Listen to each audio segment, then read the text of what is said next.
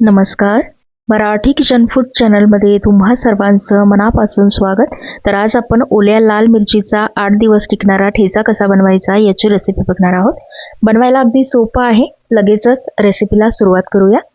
तर सगळ्यात पहिले इथे मी मिक्सरच्या भांड्यामध्ये 20 ते 25 लाल मिरच्या टाकून घेतलेल्या आहे. ओल्या मिरच्या इथे मी वापरलेल्या आहे. त्यानंतर यामध्ये 10 ते 12 लसूण पाकळ्या टाकायच्या आहे. सोबतच 1 चमचा जिरं टाकून घेतलं.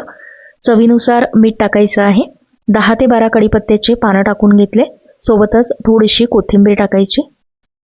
त्यानंतर 1 ते 2 टेबलस्पून यामध्ये मी शेंगदाणे टाकून घेतलेले आहे. आता हे थोडंसं जाडसर आपल्याला मिक्सरवरती वाटून घ्यायचं आहे. बघा अशा पद्धतीचं हे मी वाटलेलं आहे.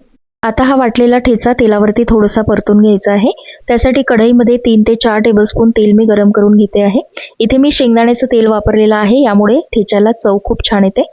तेल गरम झालेलं आहे. त्यामध्ये 1 चमचा मोहरी, पाव चमचा हिंग टाकून घेतला आणि जो वाटलेला ठेचा आहे तो टाकून घ्यायचा आहे. आता कमी गॅसवरती हा ठेचा आपल्याला 3-4 मिनिटं छान परतून घ्यायचा आहे. तुम्ही हवं तर यामध्ये थोडंसं लिंबू सुद्धा पिळू शकता, पण ह्या मिरच्या ज्या आहे या खूप जास्त तिखट नव्हत्या, त्यामुळे इथे मी लिंबू टाकलेलं नाहीये. बघा 3 ते 4 मिनिटं हा ठेचा मी छान तेलामध्ये परतून घेतलेला आहे. तेलाचं प्रमाण थोडंसं जास्त ठेवायचं, म्हणजे ठेचा जो आहे तो टिकण्यास मदत होते. ठेचा आपला रेडी झालेला आहे, बघू शकता तुम्ही. आता हा ठेचा तुम्ही भाकरी बरोबर, पोळी बरोबर खाऊ शकता. खायला खूप छान लागतो. ठेचा सर्व करताना त्यावरती पुन्हा थोडंसं तेल टाकून घ्यायचं.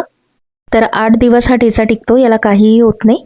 तर कशी वाटली तुम्हाला ही ठेच्याची रेसिपी मला कॉमेंटमध्ये सांगायला विसरू नका. व्हिडिओ आवडला असेल तर चॅनलला लाईक, शेअर आणि सबस्क्राईब नक्की करा. लवकरच भेटूया अशाच एका नवीन रेसिपी बरोबर. तोपर्यंत धन्यवाद.